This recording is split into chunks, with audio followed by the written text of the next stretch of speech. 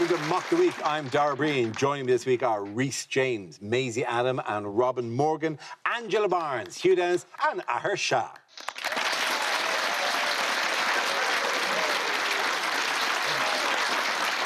We start tonight with a special prize for who on the Zoom crowd looks most like Nicholas Parsons. Well, only one winner. One winner tonight. Thank you for making a special effort. We start tonight with a round called Picture of the Week. I show the panel a topical image and ask them to tell me what is happening. So what's going on here? See, he has to wear a high-vis jacket so women can see him coming. I feel already too many women have seen him coming. I've got to be honest, this is not how I pictured Sadiq Khan's dad.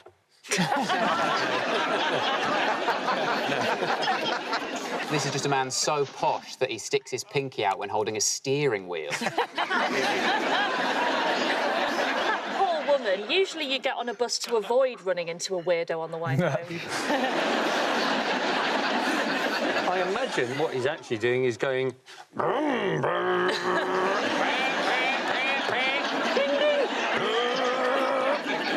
He's actually on the number 3, or Carrie, as she's known. His wife number 3, what? He's going, when I said I wanted to touch a hooter... I think we're being a bit mean. Like, he looks genuinely scared. Like, he's going, can you give me a hand? I'm not good at pulling out. I'm just not good. Sorry, I just got that. You're welcome. Does anyone have the correct answer? I believe, Dara, Yes. that is a picture of Boris Johnson. Absolutely right. Yes, of course. This is a recent picture of Prime Minister Boris Johnson, who this week was optimistic that the country is on course to lift all COVID-19 restrictions by June the 21st. Where, by the way, which parts of the UK shouldn't be celebrating too soon? So all the places have got the Indian variant. Yes. Isn't it? Yes, which, after my appearance this evening, is this studio, unfortunately. But the way they have done it is like they've done most of their COVID policy, which is, rather than do a proper announcement, they've just sort of, like, whistled it into the wind. Yeah. And hoped that someone in Bolton just hears, stay in your house. There is a variant in the country, but to find out where, you must answer me these questions. My first is in COVID, but not in Corona. I've heard that there's a new variant now. There's a Yorkshire variant. Oh, yeah. well, That's which has taken the heat coincidentally off. what the booker of this show calls me. Is it not technically called God's own variant? I think the Yorkshire variant's just like all the others, except it'll talk to you at a bus stop. I do think if there was ever going to be a variant that wasn't responsive to the vaccine, it would be the Yorkshire one, because it would take one look at that Oxford thing and go, oh, posh prick. Which, of course, literally, it is. On the news, they must really struggle on the news reports, because presumably they just want to go, the Yorkshire variant, where everything is done proper. Literally, like, obviously, I know COVID is bad, but when the Yorkshire variant came out, I was a little bit proud. I was like, yes, putting us on the map. Is the Yorkshire variant particularly bad because it all runs down into the dip?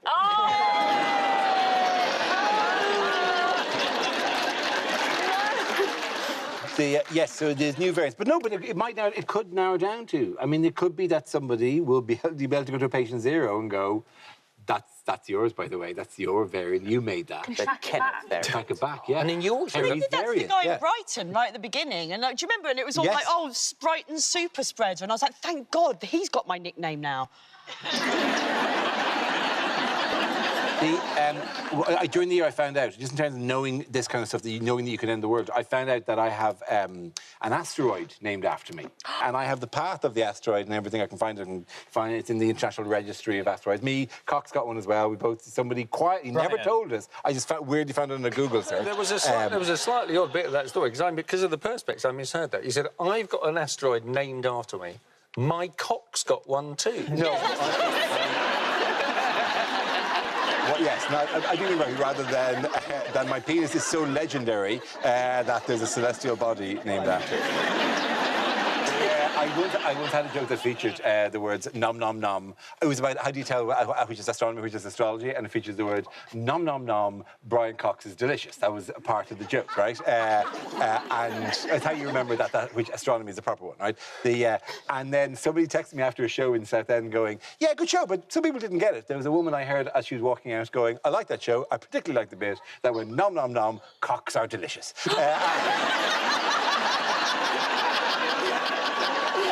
They may well be. They may well be. I mean, I might not have been caught out in a lie there. I have no idea, but listen, you know. I'm happy to move on. Yeah. So how about that variant, huh? Yeah. The What Las Vegas venue was turned into a temporary COVID vaccination facility this week. Oh, this was a strip joint. It was a strip joint, yes. Presumably there, you're most likely to go to get vaccinated against the Brazilian variant. I think it's the place you're most likely to see the Brazilian variant. It's also very weird, isn't it? One of the reasons they're doing it is because there's very low vaccination uptake in Las Vegas. In Nevada, Because people in Las Vegas who spend their whole time playing blackjack think that taking the vaccine is too much of a gamble. Are strip clubs still open? I can't imagine anything. Oh, yeah. I can't imagine anything less sexy than sanitising a pole. I can't think of anything more necessary in a strip club. I mean, those surfaces have been demanding to be wiped for a decade long time. now. It's not yeah. overdue. It's got to be pretty. Wait a minute, this is brass, this pole. It doesn't. This whole thing doesn't scream hygiene, does it? It does It's nothing. like booking a smear test in a TK Maxx. To be fair, Astra and Zeneca do sound like stripper names. Yeah. And on the main stage, Astra. On the second stage, Moderna. How are you supposed to work out which ones are the real nurses? I mean, Reece, obviously, for you, it's a good thing that this doesn't happen in this country because on the one hand, you want the vaccine, but on the other, you hate seeing your mum at work. My mum is one of the nation's finest doctors, you are correct. Moving on, here's a small story you may have seen or not seen. Why is BBC journalist Martin Bashir come under fire this week? We really are suckers for old news at the moment. Yeah. We've got Diana back. We're currently going through a plague. We're banging on about Scottish independence every other week. What are we doing next? A hosepipe ban and a new inquiry for Cat Bin Lady? He showed bank statements, didn't he, to convince Diana to do an interview. But the brilliant thing about the bloke who did the bank statements is he's now demanded an apology from the BBC, and you think, well, why? Well, you could just write one yourself. That's how old this story is. One of the pieces of evidence is a paper bank statement. This is the thing, though. It was back in 1995, so I'd really love to see the forgery from 1995, because by today's standards, it would just be hilarious. It was probably just like a NatWest logo drawn in felt-tip pen. Oh, my God, you're talking about 1995 as if it was the 16th century. Still an element of, like, it was probably someone with one of those letter-set things, just putting them and then rubbing them onto the He page. gave it to Earl Spencer and was like, if you smell it, it's gel pens. In 95, Photoshop was a photo shop. I didn't really get the whole bank statement thing. Like, is that how you gain access to Princess Diana? Like, show her a utility bill? That's how you get it. Apparently, the documents he forged to get access to Michael Jackson was he just made a Lego driving licence that said he was 9. Like that, old man. I've got one of those. Isn't it sort of insane for the head of the BBC to be apologising about all of this? He was 10 when this happened. Yeah. It's like when your girlfriend makes you apologise for something you did in her dream. I mean, Bashir did this, but actually what was probably more damaging, people said, oh, because of this, it led to... And you're going, yeah, and do you know what else he did? He went up to Charles and went, hey, I think Camilla fancies you. I'm just not saying anything. Look, I'll say nothing. What goes on Royal Tour stays on Royal Tour. Not surprising, is it? We all know that the BBC deceive. I mean, since 2010, I have been a hologram. At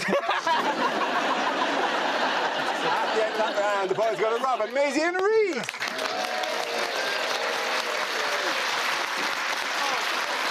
Now we play a round called Pfizer Chiefs. This game involves Angela and Robin, so if you could make your way to the performance area, please. This round's a stand-up challenge. I launch a wheel of news, and wherever it chooses to stop, one of our performers must step forward and talk about that subject. OK, here we go. Our first topic, please. The first subject is masculinity. Who wants to come in at? Robin. It's a lovely picture of me. I come from Wales, which is a very masculine part of the world, I feel. My dad is a very masculine man. He's a beautiful man, very blunt, though. Before I did stand-up, I'd never been in a relationship before, and I said to my dad, Dad, I'm thinking of doing stand-up. And he said, well, Robin, a lot of stand-ups, they talk about having sex or their relationships, so what are you going to talk about? Piss off, Dad. Talk about mum's affair, that's what I'll talk about.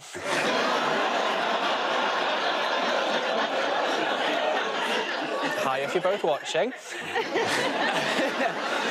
Wales, beautiful part of the world, amazing place. You should come when there's not a pandemic on. It's my favourite thing about Wales is that we have free prescriptions on the NHS. Oh my God! So I've been on the pill for 4 years. It's just nice to regulate. People get very annoyed about the war on men. People have boycotted companies. Gillette got boycotted a few years ago because they had quite a woke advert where they called out toxic masculinity. Like, I'm not going to boycott Gillette. It's not going to do them any harm if I do. I shave once every Eurovision. It's going to do them no harm at all. But I can't boycott Gillette. I'm not going to boycott Gillette. I can't use Wilkinson's sword. Wilkinson's sword? I can't use Wilkinson's sword because that's what my friend Barry Wilkinson used to call his penis.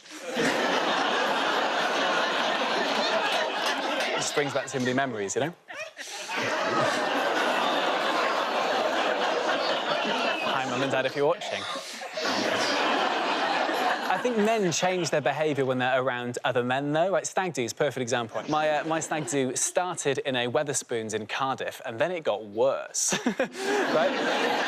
Wetherspoons, they're always in these, like, old, grand, beautiful buildings. Like, you've kind of got to respect them. Like, Tim Martin, the guy who created it, like, imagine the balls of that man to go, like, I'm going to create a chain of pubs in old, beautiful buildings. Cool, they're going to be nice inside?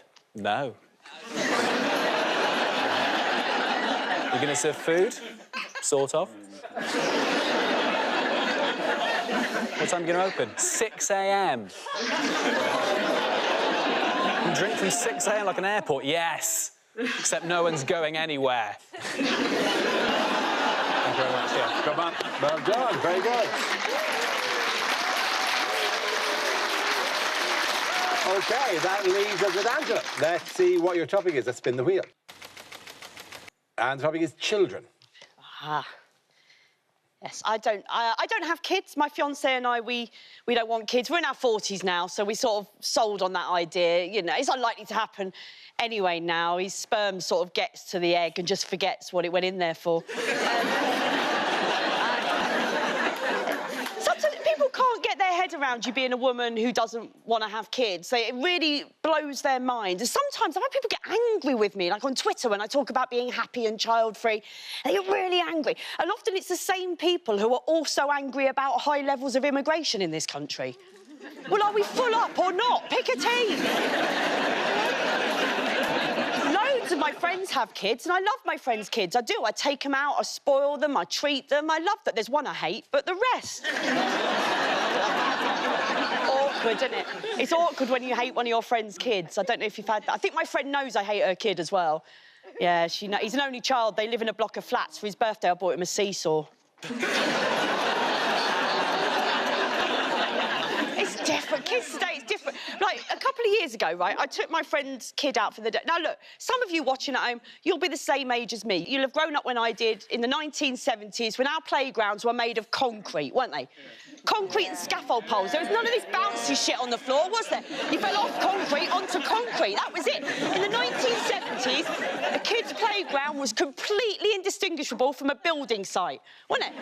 The only way you could tell the difference is that on a building site, they made you wear protective clothing. We were left to fend for ourselves. No one bought born after 1987 knows what it's like to have a scab that lasts for 6 years. Thank you very much, Angela Barnes. Well done. Points there to Robin Morgan. Come back. Come back. Thank you.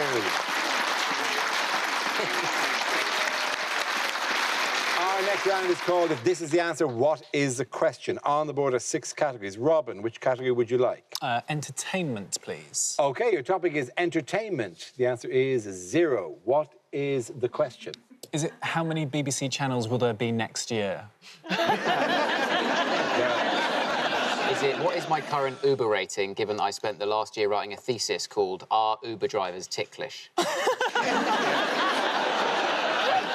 On Monday, how many days without incident were there at Ryanair? Is it during lockdown, how many K of my couch to 5K did I manage? Is it what did Jacob Rees-Mogg score in his Speak Slang Like a Roadman exam? How many people are going to tune into next year's COVID briefing reunion episode? Is it how many dragons chose to invest in my idea, reggae shampoo? Is it what are the chances of Martin Bashir getting a knighthood? I have no idea, but on an unrelated note, Reese, how many trophies has Harry Kane won with Spurs? Oh, just because you might not have the context, I'm Harry Kane's dad. Is it how much authority did Jackie Weaver have?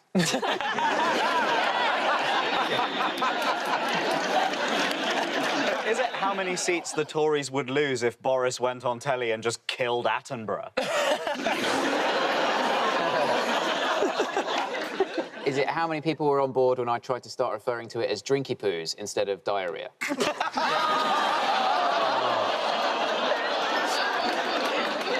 Is it how many nipples do I need? I like the idea that you think you have a choice. You're just looking down going, oh, I've over-ordered. I could lose 1 or 2. Yeah. You have the correct answer. Is how many points did we score in Eurovision? Absolutely right. Thank you very much, you, Dennis.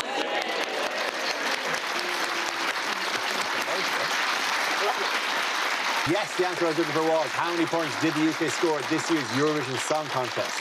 James Newman's song Embers scored 0 points. This is the 5th time that UK has come last and the 2nd time it's received no points. It's also the 1st time, however, any country has scored no points since the scoring system was changed in 2016. I mean, nothing against him, but it was a bad song, right? I mean, you know, if COVID was as catchy as that song, we wouldn't be in this mess, would we? I think by the end of it, I feel as though James Newman was the only man in Europe who wished that he'd been diverted to Minsk. In the end, though, it was entirely our fault because the song wasn't just called Embers, it was called Embers, open brackets, we've got more vaccines, close brackets. I mean, we got less points than Germany, who had a massive middle finger dancing on stage. Literally did. That's how much people hate us. This is the easiest game of rock, paper, scissors you'll ever play. We don't even get into the thing, but yeah, I mean, honestly, getting 0-0, getting 0-0, you might as well have sent in Martin Bashir singing Candle in the Wind.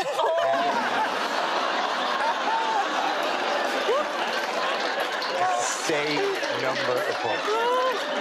Or more.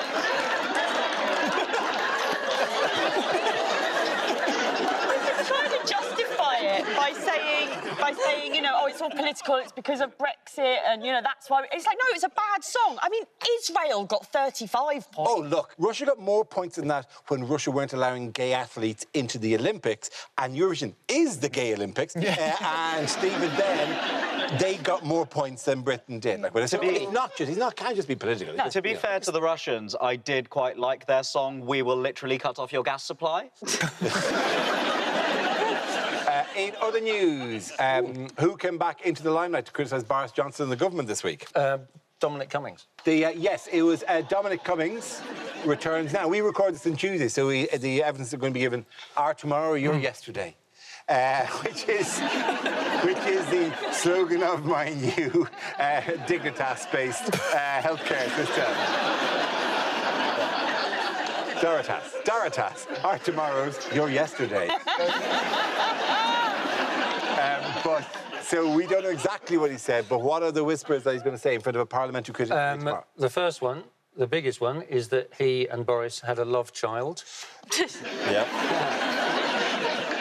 The second was that he did a massive poo outside Westminster. Yeah, exactly. It's so hypocritical because he's like the maid of honour that gets pissed at your wedding and then grabs the mic and goes, and she ate a kebab out of a bin, forgetting to mention that they went halves with you. Watching Dominic versus Boris Johnson is sort of like one of those ancient riddles where it's like, one of these men can only lie, the other can only lie. I just didn't think he'd driven to Barnard Castle to sort out his hindsight. Actually, where are they? Is he going to have to... Do you think he's going to keep up the bad eyesight lie? Bumbling in like Mr. Blobby, knocking everything over? He's saying that this could undermine our trust in politicians. I was like, so who was trusting politicians? Right? That's like saying that Hannibal Lecter has really undermined my faith in cannibals. One of his main things is that he's saying that herd immunity was the government's goal, right? And then really shortly after that, Matt Hancock came out and said that it wasn't a goal. And it's like, VAR ruins everything. Yeah, that was one of the real takeaways from Dominic Cummings' Twitter thread was that he said that herd immunity was the government's secret policy, and previously you simply had to infer that from the government's words and actions. Yeah, exactly. This is it. Like, it wasn't a secret policy because Boris Johnson went on This Morning and basically talked about it. Like, if you have a secret policy, don't tell Phil and Holly. Just before Gino D'Acampo makes a prawn linguine. It's secret. Also, it's not a policy anyway, is it, herd immunity? It's the absence of a policy. Yes, it is. It's like going, how are you going to solve hunger? Well, soon there won't be anyone to be hungry. OK, at the end of that round, points go to Angela, Hugh and Aher.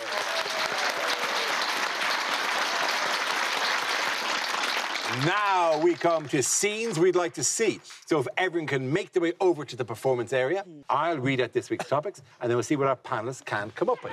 OK, here we go. The first topic is unlikely things to hear on a political show. Well, I have a question for you, Andrew Neil. Why do you look like Hagrid's ballsack? As of last Thursday, the Prime Minister has a mandate, which is unusual because he normally only shags women. Well, it's a British politics first, but you join us here on Channel 4 for a Party Leaders Naked Attraction special.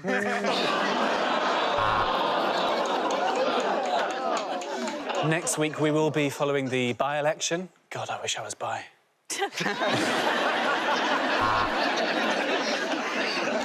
Priti Patel has become Prime Minister after literally everyone else has been deported.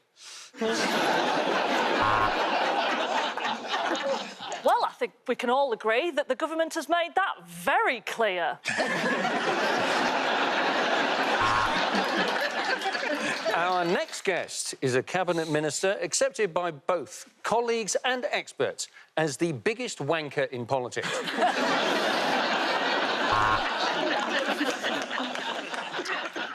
On tonight's show, I'll be speaking to the leader of the Liberal Democrats, Ed Michaels. And the funny thing about that is, none of you know whether that's his name or I've just made it up.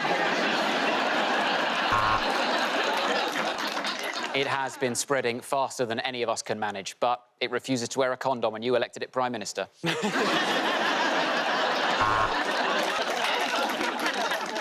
Next, we have an exclusive interview with Carrie Simmons with our news correspondent, Martin Bashir. And now to explain his new policy on dealing with religious heretics, it's Andy Burnham.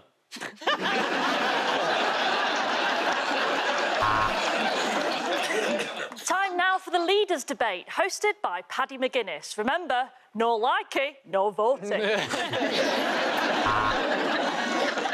Well, I think I can see more green peppers than red tomatoes, so it looks like we're bringing back hanging. Will it go red or will it go blue? That's the question everyone's asking. I've tied an elastic band round my knob and it's time to find out. So, can I just ask a general question of the whole panel? Is it just me, or has anyone else got the horn?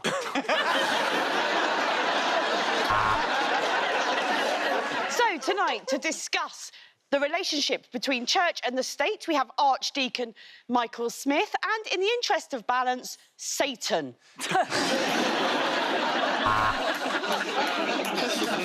Thank you very much for that question, Joe. Now, if you wouldn't mind, I'd like to answer through the medium of lying.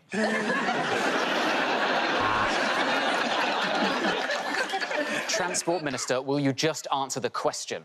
I repeat, if Thomas the Tank Engine has a mouth, surely that means he also has an anus.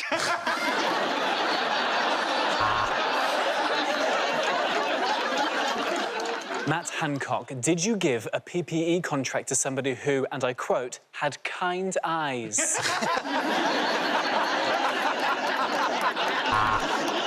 Next topic is commercials that never made it to air. I'm afraid that just by watching this advert, you owe us a tenner. Ryanair. Oh, that noise means someone's at my Ring doorbell. Oh, it's my brother. Well, that's weird. He knows I'm at work. Oh, it's OK. My wife's letting him in. Hi, I'm Martin Bashir, and this is my masterclass.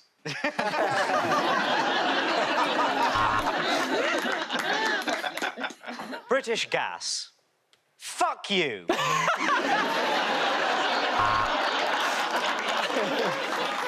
KFC. It's finger-licking good. Know your own fingers, Darren. Daddy or chips? Daddy or chips? Please gamble responsibly. Each bar of our chocolate contains a glass and a half. So be careful, because that's a lot of glass.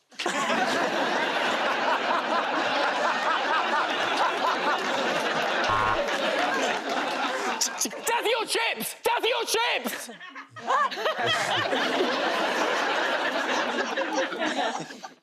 Got thrush. Danone.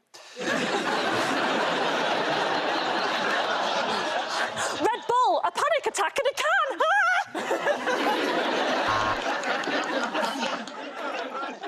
Num, num, num. Cocks are nice.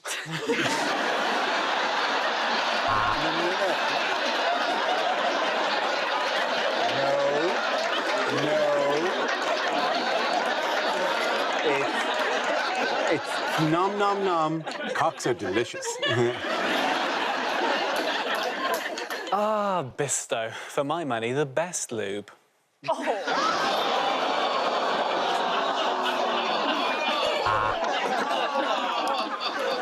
BP.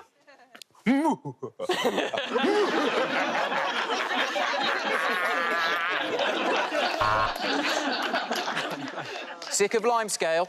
Dingy plug holes getting you down? Well, then you should get some perspective, Susan. People are dying. You're going to want a third wave wearing our lovely leather gloves.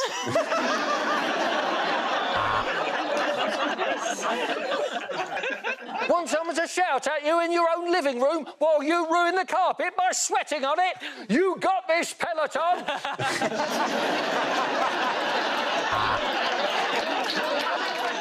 Hi, I'm Lenny Henry, and I've wanked in every Premier Inn.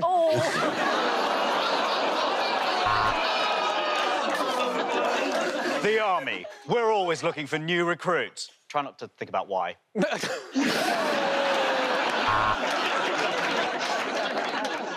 Eggs. At the end of that round, the point is going to Robin, Maisie and Reese.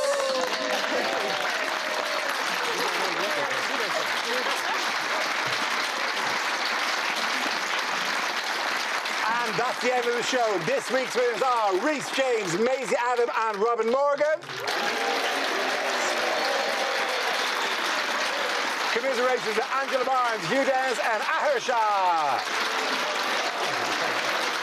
Thanks for watching. I'm Dara Breen. Good night. 10 o'clock tomorrow, a musical buffet as Imelda May and Sigrid join later with Jules Holland here on BBC Two. And over on iPlayer, make Shrill your new comedy, not comedy, obsession. Press red now to watch all 3 series.